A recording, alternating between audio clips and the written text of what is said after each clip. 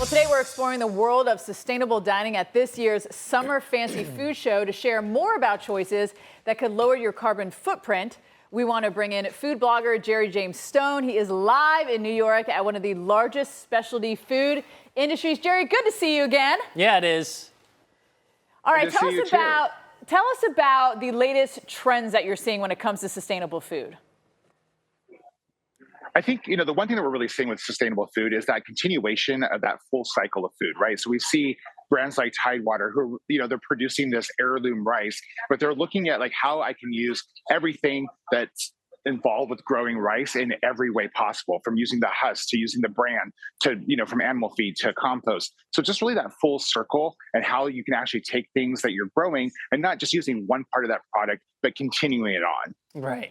And, we try to mention as many different kinds of food on this show that's maybe a little different, more sustainable. And some of the ideas, I'm like, man, that's a long shot, but maybe it'll work. When you're there and looking at some of these options, are there any specific finds or innovative exhibits that you think are going to not only stand out, but survive and, the public will actually enjoy?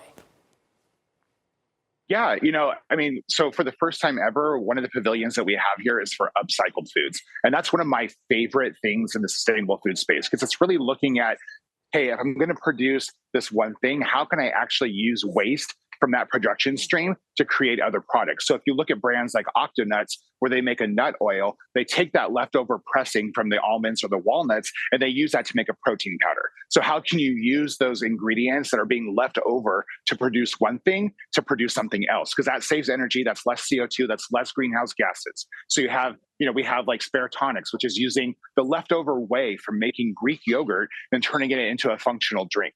So taking those products to that next level and not just having it be a singular item is really, I think, the future of food. Yeah. What is the most unique and interesting thing that you've tasted? For instance, I went to one of these one time and I found like mushrooms that were jerky.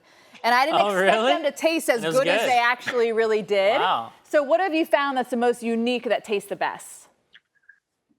Well, in that same space, I'm going to give you two things. So we have, we have a mushroom snack here where someone's taken shiitake mushrooms and turned them into a snack, right? So it's really simple, whole food, easy way. Shiitakes are, nutrition packed. So that's a great way to get more mushrooms into your diet with those. That's papadelics. And we also have a jerky that's made from jackfruit, which a lot of times when you have these plant-based options, they get really carb heavy, right? Because you're removing the meat. But the thing that I like about this particular jerky made from jackfruit is they're using pea protein to keep it functional. So it's not only plant-based, it's not only better and sustainable as far as the environment goes, you still get the protein and the function from it too. So those things are always really, really fun. And they taste good. A lot of people probably that I had them.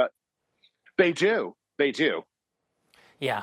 I mean, now I kind of want to explore it. I've never even given that option. So what would you think is the biggest takeaway when it comes to the current state of sustainable dining? Is it just kind of reusing as much of that plant as possible? What do you think the big takeaway is? I think the main thing is supporting these brands who are really rethinking what the model is, so that, even conventional brands are getting into the space. You see conventional brands exploring vegan options, plant-based options, organic and sustainable options. But there's a lot of smaller brands, because they don't quite have the legacy, are able to really, really innovate. And I think supporting those brands and their innovations and exploring them, trying the mushroom jerky, like you said, is a really, really great way to help this move forward.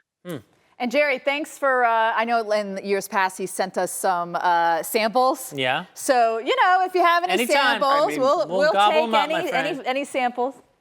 We can hook you up. I think we can definitely hook you up with a few tasty things. Always so All right, good. food blogger Jerry James Stone joining us from Summer Fancy Food Show in New York City. Too. Don't forget, you can see it's gorgeous, all his videos on YouTube at Jerry James Stone.